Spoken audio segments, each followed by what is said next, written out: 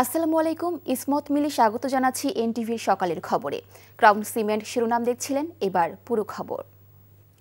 বড় প্রাণহানি থেকে বাঁচল ৭১ জন বিমান আরোহী।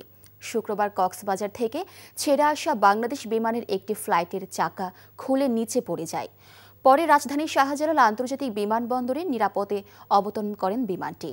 পাইলটের দক্ষতায় কোনো হতাহতের ঘটনা ছাড়াই নিরাপদে অবতরণ করে বাংলাদেশ বিমানটি। ঘটনা খতিয়ে দেখতে একটি তদন্ত কমিটি গঠন করেছে বিমান কর্তৃপক্ষ। নাজিবুর রহমান জানাচ্ছেন বিস্তারিত। কক্সবাজার থেকে ছেড়ে আসা বিমান টেক অফের সময়ে পেছনের 4টি চাকার একটি চাকা খুলে পড়ে রানওয়েতে। বিমানটিতে তখন নারী ও শিশুসহ ৭১ জন। জরুরি অবতরণের সিদ্ধান্ত নেন পাইলট ক্যাপ্টেন জামিল বিল্লাহ। ঢাকার শাহজালাল আন্তর্জাতিক বিমানবন্দরে অবতরণের আগে ঝুঁকি বিবেচনায় ফায়ার সার্ভিস সহ সব ধরনের প্রস্তুতি সম্পন্ন করে ব্যবিচক। পাইলটের দক্ষতায় বিমানের পেছনের একটি চাকা ছাড়াই বাংলাদেশ বিমানের BG436 ফ্লাইটটি নিরাপদে অবতরণ করে। এতে বড় প্রাণহানি থেকে বেঁচে যান ৭১ জন বিমানযাত্রী। এমন চাঞ্চল্যকর ঘটনায় তদন্ত কমিটি গঠন করার কথা জানিয়েছেন বিমান বাংলাদেশ এয়ারলাইন্স। শুক্রবার সংবাদ মাধ্যমে পাঠানো এক বিজ্ঞপ্তিতে এ তথ্য জানায় তারা। Najibur Rahman, NTV news, Dhaka. ঢাকা বিশ্ববিদ্যালয়ের শিক্ষা ও গবেষণা ইনস্টিটিউটের শিক্ষার্থী ও ছাত্রদল নেতা শাহরিয়ার আলম সাম্য হত্যায় জড়িত সব আসামিকে গ্রেফতারে ৪৮ ঘণ্টার আলটিমেটাম দিয়েছেন শিক্ষার্থীরা। শুক্রবার সকালে সাম্যের হত্যাকারীদের গ্রেফতার, নিরাপদ ক্যাম্পাস এবং সোহরাওয়ার্দী উদ্যানকে মাদকমুক্ত করার দাবিতে শাহবাগ থানা ঘেরাও কর্মসূচি থেকে এই আলটিমেটাম দেন তারা। এ সময়ের মধ্যে আসামিদের গ্রেফতার ও তদন্তে সন্তোষজনক অগ্রগতি না হলে কঠোর কর্মসূচি দেওয়ার হুঁশিয়ারি দেয়া হয়।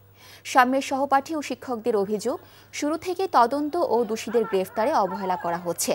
পুলিশের ছত্রছায়ায় সোহরাওয়ার্দী উদ্যানে সন্ত্রাসীদের অভয়ারণ্যে পরিণত হয়েছে বলেও অভিযোগ করেন তারা।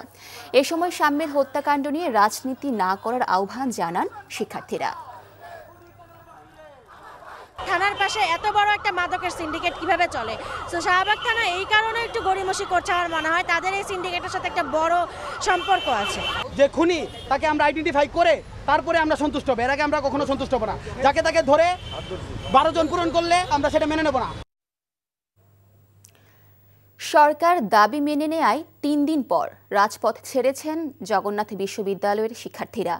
শুক্রবার রাতে প্রধান উপদেষ্টার বাসভবনে বৈঠক শেষে অনশনস্থলে গিয়ে শিক্ষক প্রতিনিধি দল জানান, সরকার শিক্ষার্থীদের ৩ দফা দাবি মেনে নিয়েছে। আর এসব দাবি দ্রুত বাস্তবায়নের প্রতিশ্রুতিও দেন ইউজিসি চেয়ারম্যান। এরপরে রাজপথ ছেড়ে দেন বিক্ষুব্ধ শিক্ষার্থীরা। আবির আহমেদের রিপোর্ট।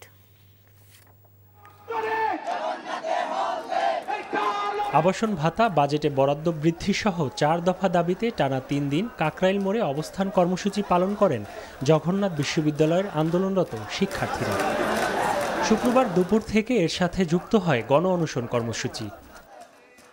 বর্তমান শিক্ষার্থীদের সাথে একমত পোষণ করে এদিন সংহতি জানান সাবেক শিক্ষার্থী, বিশ্ববিদ্যালয়ের শিক্ষক ও বিভিন্ন ছাত্র সংগঠন। দাবি আদায়ে রাজপথ না ছাড়ার হুঁশিয়ারিও দেন তারা।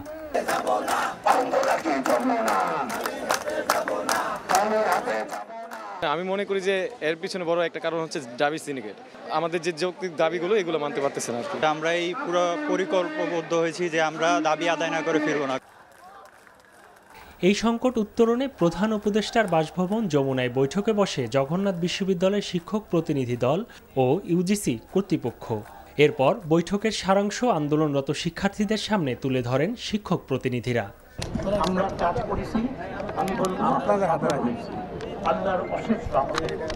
আপনারা ধৈর্য ধরেন, আপনারা আরেকটু দেখেন না প্লিজ। আমি বললাম ইউনিভার্সিটি গ্রান্টস কমিশন এবং জগন্নাথ বিশ্ববিদ্যালয় একটা পরিবারের অংশ, সেভাবেই আমরা কাজ করব। সবকিছু রেসপন্সিবিলিটি ইউনিভার্সিটি গ্রান্টস কমিশনের তরফ থেকে আমি এবং আমার সম্মানীয় সদস্য গ্রহণ করছি, along with your very respectable vice chancellor. বর্ষিয়ান শিক্ষক আমাদের আমাজউদ্দিন স্যার শারীরিক অবস্থা ভালো নয়, আপনারা শুনুন, আমি আপনাদেরকে আশ্বস্ত করতে পারি আমাদের দাবি দেওয়ার কোনো কিছু সুন্দরভাবে নিশ্চিত আদায় ছাড়া আমরা যাব না। তবে শিক্ষার্থীরা তাতে সন্তুষ্ট হতে পারেননি। এ সময় তারা আন্দোলন চালিয়ে যাওয়ার হুঁশিয়ারিও দেন। এমন পরিস্থিতিতে শিক্ষক প্রতিনিধিরা ফের শিক্ষার্থীদের সাথে বৈঠকে বসেন। শেষমেশ ঘোষণা আসে আন্দোলন প্রত্যাহারের। দাবি বাস্তবায়িত হয়েছে, পূর্ণ হয়েছে। তো আপনারা যারা কষ্ট করে আজকের প্রোগ্রাম করেছেন, আপনাদের সকলকে আমি আবারও ধন্যবাদ জানাচ্ছি এবং আমাদের চলমান আজকের এই আন্দোলনের পরিসমাপ্তি ঘোষণা করছি। দাবি বাস্তবায়িত হয়েছে, তো কমপ্লিট শাটডাউন করার দরকার নেই। কালকে থেকে আমরা আমাদের ঘরে ফিরে যাব।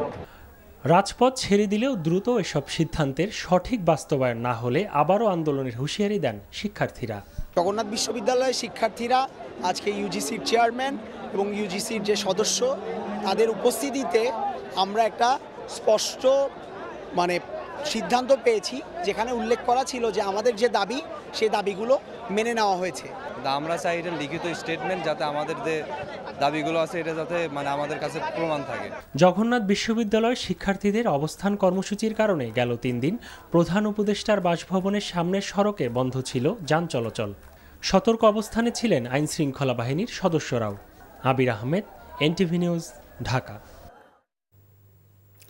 ঐক্যমতের ভিত্তিতে জাতীয় সরকার গঠন করে ৩১ দফা বাস্তবায়ন করা হবে জানিয়ে বিএনপি নেতারা বলেছেন, শুধু সংস্কারের মধ্যে নয়, রাষ্ট্র ও জনগণের অর্থনৈতিক মুক্তি আনায় বিএনপির লক্ষ্য।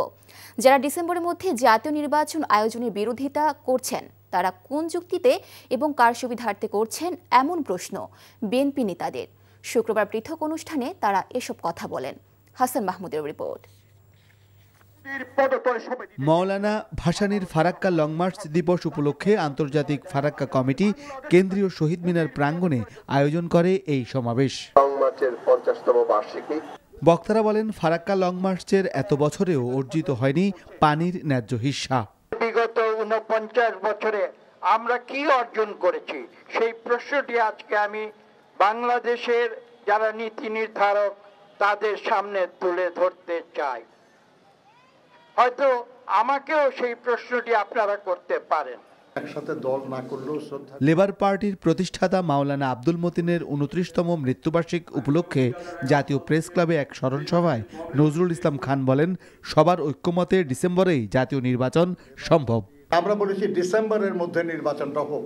আমি বলতে চাই, যারা এটার বিরোধিতা করছেন তারা শুধু বলুন যে কোন যুক্তিতে ডিসেম্বরের পরে করতে হবে নির্বাচন, কারণটা কি?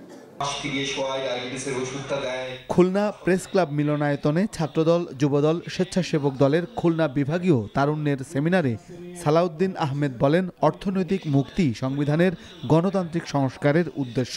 গণতান্ত্রিক সংস্কারের মধ্য দিয়ে রাষ্ট্রের অর্থনৈতিক, জনগণের অর্থনৈতিক মুক্তি আনয়ন, এটা আমাদের উদ্দেশ্য। এই ৩১ দফা হচ্ছে বাংলাদেশের বর্তমান রাজনৈতিক চর্চার মহাকাব্য। এই ৩১ দফা আমরা এখানে কোনো বাক্য বিলাস করিনি।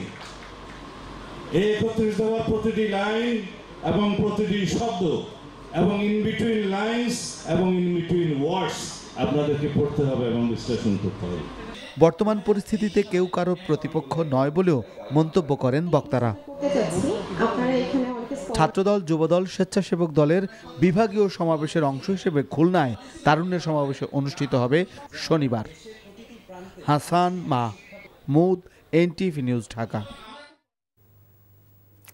যারা অগোচরে প্রশংসা করে তারাই ভালো ও শ্রেষ্ঠ মানুষ বলে মন্তব্য করেছেন জামায়াতে ইসলামীর আমির ডাক্তার শফিকুর রহমান। বিশিষ্ট শিক্ষাবিদ, লেখক, গবেষক ও সাংস্কৃতিক ব্যক্তিত্ব ডক্টর আজম ওবায়দুল্লাহর স্মরণে শুক্রবার রাজধানীর বেইলি রোডে গার্লস গাইড অ্যাসোসিয়েশন হলে দেশীয় সাংস্কৃতিক সংসদ আয়োজিত আলোচনা সভা ও দোয়া মাহফিলে এ কথা বলেন তিনি।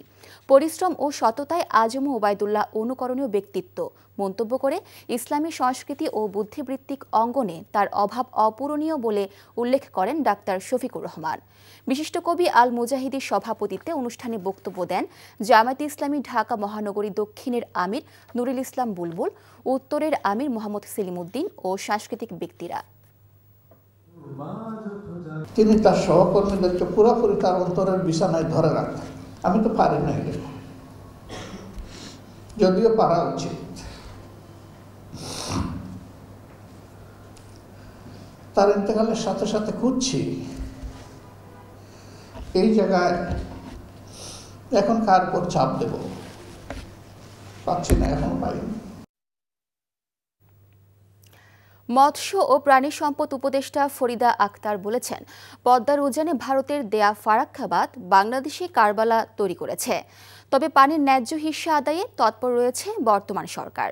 ঐতিহাসিক ফারাক্কা লং মার্চের ৪৯ বর্ষপূর্তি উপলক্ষে বর্তমান সরকার রাজশাহী কলেজ মিলনায়তনে আয়োজিত আলোচনা সভা শেষে সাংবাদিকদের এ কথা বলেন তিনি। বলেন, যদি পদ্মায় ঠিকমতো পানি না পাওয়া যায় তাহলে দরকার হলে আন্তর্জাতিক আদালতে যাবে সরকার। এ সময় রাজশাহী বিশ্ববিদ্যালয়ের উপাচার্য অধ্যাপক সালেহ হাসান নকিব সহ অন্যরা উপস্থিত ছিলেন। হিস্সা আদায় করব আমরা, সেটার জন্য ভারতের সাথে তো আমরা চুক্তি আবার করছি, সাইন করব, এবং দরকার হলে যদি আমরা ঠিকমতো না পাই আমরা এটা আন্তর্জাতিকভাবে এটা নিয়ে যাব। দেশে আওয়ামী লীগ নিষিদ্ধ হলেও তাদের ডোনাররা এখনও আওয়ামী লীগের রাজনীতি চালিয়ে যাচ্ছে। তাদের অর্থায়নে আওয়ামী লীগের পাশাপাশি বিএনপির রাজনীতি চলছে বলে মন্তব্য করেছেন জাতীয় নাগরিক পার্টির দক্ষিণাঞ্চলের মুখ্য সংগঠক হাসনাত আব্দুল্লাহ। শুক্রবার সন্ধ্যায় জুলাইয়ে বৈষম্য বিরোধী ছাত্র আন্দোলনে কুমিল্লায় শহীদ বীর সন্তান ও আহতদের সম্মানে জুলাই সমাবেশে প্রধান অতিথির বক্তব্যে তিনি এসব কথা বলেন। এ সময় আইন উপদেষ্টাকে উদ্দেশ্য করে তিনি বলেন, যারা জুলাইয়ের হত্যাকাণ্ডে জড়িতদের জামিন দেয় বা এর পিছনে ইন্ধন যোগায় তাদের পরিচয় প্রকাশ করা হোক। তিনি আরও বলেন, অন্তর্বর্তী সরকার যদি মনে করে খুনিদের বিচারের চেয়েও বড় সংস্কার রয়েছে তাহলে তারা ভুলের মধ্যে রয়েছে। আওয়ামী লীগকে আমরা কার্যক্রম নিষিদ্ধ করতে পেরেছি, কিন্তু আওয়ামী লীগকে যারা ডোনার, আওয়ামী লীগের যে ফাইন্যান্স, আওয়ামী লীগের যে অর্থ ব্যবস্থা, সেই অর্থ ব্যবস্থা কিন্তু এখনো পর্যন্ত ইনট্যাক্ট।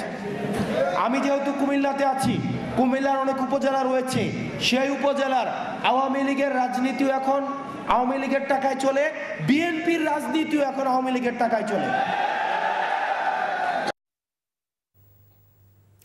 ফ্যাসিবাদ বিরোধী রাজনৈতিক দলের মধ্যে বিভেদ সৃষ্টি হলে দেশ মহাসংকটে পড়বে বলে মন্তব্য করেছেন এবি পার্টি চেয়ারম্যান মুজিবুর রহমান মঞ্জু। শুক্রবার বিকেলে চট্টগ্রামের লালদিঘি মাঠে এক জনসভায় এসব কথা বলেন তিনি। বলেন, দেশের মানুষের ভাগ্য পাল্টাতে কাজ করছে এবি পার্টি। ২৪শে গণভ্যুত্থানের ছাত্র জনতা ঐক্যবদ্ধ না থাকলে ফ্যাসিবাদ আবারও মাথাচাড়া দিয়ে উঠবে। এ সময় দলের সাধারণ সম্পাদক ব্যারিস্টার আসাদুজ্জামান ফুয়াদ সহ অন্যরা বক্তব্য রাখেন। এই সরকার এবং রাজনৈতিক দল এবং ছাত্র জনতার মধ্যে যদি এই বিভেদ হয় তাহলে দেশকে একটা মহাসংকটে পরিণত হতে হবে, মহাসংকটে পড়তে হবে। আপনারা এত খুশি হবেন না, আপনারা দেখছেন না ফ্যাসিবাদের পক্ষে আমাদের পার্শ্ববর্তী দেশ সাম্রাজ্যবাদী আধিপত্যবাদী ভারত কিভাবে সাপোর্ট দিয়ে রাখছে।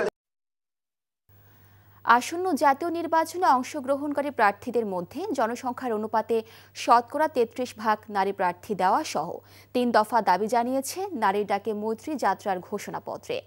শুক্রবার দুপুরে রাজধানীর মানিক মিয়া এভিনিউতে ৫১টি প্রগতিশীল নারী, শ্রমিক, সাংস্কৃতিক, শিক্ষার্থী ও পেশাজীবী সংগঠনের অংশগ্রহণে শুরু হয় আয়োজনটি। নারীর প্রতি বৈষম্য দূর ও সাম্যতা রক্ষায় সচেতনতা তৈরিতে এই আয়োজন করা হয়। জাতীয় সঙ্গীতের মাধ্যমে শুরু হয় গানসহ নানামুখী আয়োজনের মাধ্যমে নারীর প্রতি অবিচারের প্রতিবাদ জানানো হয়। আয়োজনে অংশগ্রহণকারীদের অভিযোগ, জুলাই গণভ্যুত্থানে নারীর ভূমিকাকে ধামাচাপা দেওয়ার চেষ্টা চলছে।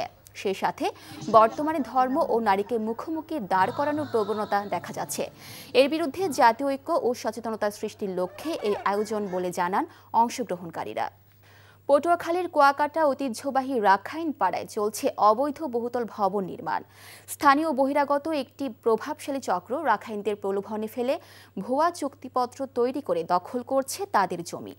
অবৈধ বহুতল ভবনের নিচে চাপা পড়ছে সাবেক প্রধানমন্ত্রী বেগম খালেদা জিয়ার উপহার। এতে হারিয়ে যেতে বসেছে ২৪০ বছর পুরনো রাখাইনদের কৃষ্টি ও সংস্কৃতি। পটুয়াখালী থেকে কাজল বরণ দাসের পাঠানো রিপোর্ট। 1784 সালে আরাকান যুদ্ধ থেকে পালিয়ে এসে রাখাইনরা আশ্রয় নেয় কুয়াকাটায়। বর্তমানে কুয়াকাটা, কেরানীগঞ্জ ও মিস্ত্রিপাড়ায় 28টি পল্লীতে 1000-এরও বেশি সদস্য নিয়ে বসবাস করছেন রাখাইনরা। 2004 সালে তৎকালীন প্রধানমন্ত্রী বেগম খালেদা জিয়া রাখাইনপাড়া পরিদর্শনকালে তাদের ঝুপড়ি ঘরের জীর্ণ দশা দেখে জীবনমান উন্নয়নে উন্নত ও দীর্ঘস্থায়ী মানের টংঘর উপহার দেন। কিন্তু বর্তমানে সেই টংঘর অপসারণ করে অবৈধভাবে বহুতল ভবন নির্মাণের অভিযোগ উঠেছে একটি প্রভাবশালী চক্রের বিরুদ্ধে। মালিক হইলে বার্মিস, তারপরে ওই যে শেয়ার আছে 3 জন, আমি যতটুকু জানি আর কি, যে কাউসার ভাই, মিরাজ আর হইলে আনোয়ার ভাই দখলে আছে। তারা ওই স্থানে সবকিছু করতে পারবে, বিক্রি তো করতে পারবে না, এই ধরনের কিন্তু আমাদের নিয়ম আছে। এতে তীব্র ক্ষোভ জানিয়েছেন পটুয়াখালীর স্থানীয় রাজনীতিবিদরা। একই সাথে প্রশাসনকে দ্রুত ব্যবস্থা গ্রহণেরও দাবি জানান। কুয়াকাটা উন্নয়ন কর্তৃপক্ষ সরকার ঘোষণা করেছে, কিন্তু বাস্তবে এর কোনো কাজ আমরা দেখি না। সুতরাং এটা সম্পূর্ণ ব্যবসায়িকভাবে এবং এই নিগোষ্ঠীর ঐতিহ্য ধ্বংস করার জন্য একটি মহল তৎপর রয়েছে। রাজনৈতিক লোকজন তারা রাখাইনদেরকে ভুলে ফেলে ওই জায়গাগুলোয় তারা বিল্ডিং করতেছে, হোটেল করতেছে। তারা যদি এগুলা ইলিগাল করে থাকে তাহলে তো এটা ক্রিমিনাল কেস। ইতোমধ্যে 2বার নোটিশ দেওয়া হয়েছে উল্লেখ করে অনুমোদনহীন স্থাপনা উচ্ছেদ করা হবে বলে জানিয়েছে স্থানীয় প্রশাসন। কিছু রাখাইন সম্প্রদায়ের কিছু মানুষ বিভিন্ন প্রলোভনে পড়ে সেখানে বহুতল ভবন করার জন্য তাদের সাথে বিভিন্ন ব্যক্তির সাথে, প্রতিষ্ঠানের সাথে চুক্তি করে। আমরা এটা তদন্ত করব, সুবিচারের ব্যবস্থা করব। রাখাইন সম্প্রদায়ের ঐতিহ্য রক্ষায় দ্রুত কার্যকর ব্যবস্থা না নিলে অচিরেই কুয়াকাটার এই ঐতিহাসিক জনপদ বিলীন হয়ে যাবে বলে ধারণা সংশ্লিষ্টদের। NTV news desk.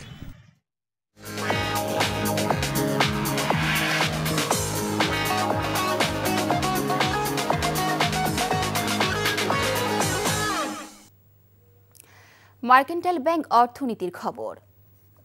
বাজারে নতুন চাল আসতে শুরু করায় কমতে শুরু করেছে আটা সহ নতুন চালের দাম।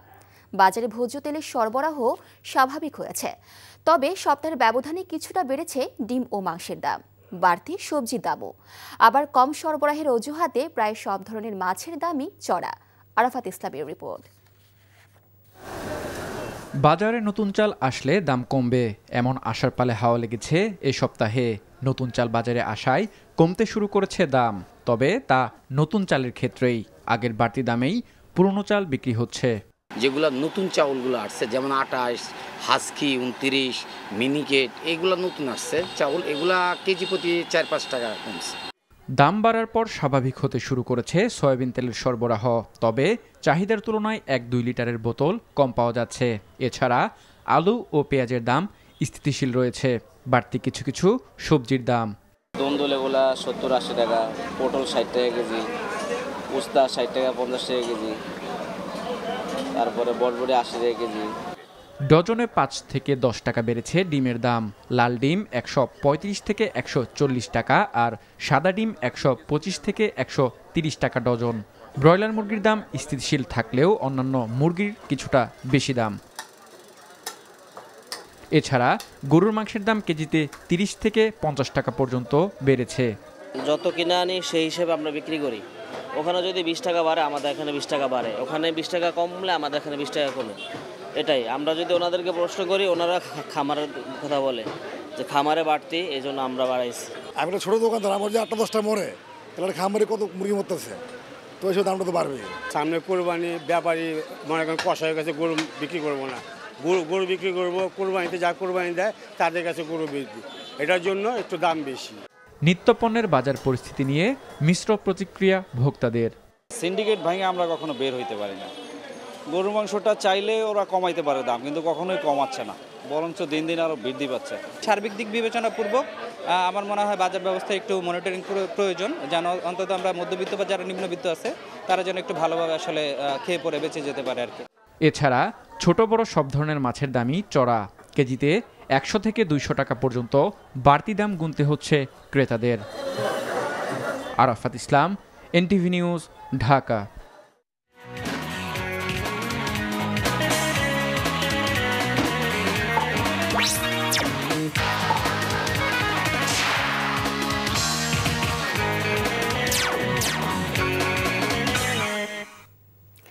ইস্পাহানি প্রিমিয়াম টি খেলার খবর। ফুটবল প্রতীক্ষার পর উন্মুক্ত হলো বাংলাদেশ দলের হোম জার্সি। দেশীয় ঐতিহ্যকে প্রাধান্য দিয়ে তৈরি হয়েছে এটি। হামজা চৌধুরী, সমিত সোমদের মতো বিশ্বমানের ফুটবলাররা খেলবেন নতুন এই জার্সিতে বাংলাদেশের হয়ে। বিশেষ মুহূর্তটি সমর্থকদের জন্য স্মরণীয় করে রাখতে চায় বাফুফে। কুশল ইয়াসির রিপোর্ট। ঐতিহ্য ও আধুনিকতার মিলিয়ে এই নতুন জার্সি আবেদন বাড়িয়েছে অনেক। ঘরের মাঠে এখন থেকে এই জার্সিতেই প্রতিপক্ষের মুখোমুখি হবে হামজারা। গত মাসে লাল রঙের অ্যাওয়ে জার্সির পর সমর্থকদের অপেক্ষা শেষ পর্যন্ত হয়েছে শেষ।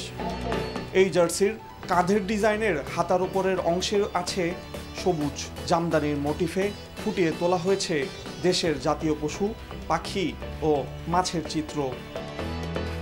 জাতীয় পতাকা থেকে নেওয়া হয়েছে লাল সবুজ রং, পেছনে সবুজ রঙের এক টুকরো মানচিত্র। ফিফার নীতিমালা অনুযায়ী যে কোনো দেশের জার্সির হোম ও অ্যাওয়ে ভিত্তিতে হবে গাঢ় ও হালকা রঙের, তাই ঘরের মাঠের জন্য বেছে নেওয়া হয়েছে সাদাকে। একটা বনের মধ্যে একটা পশু, পাখি, মাছ থাকবে, পুরোটা জিনিসকে হলো আমি একটা মোটিভের মধ্যে নিয়ে এসেছি।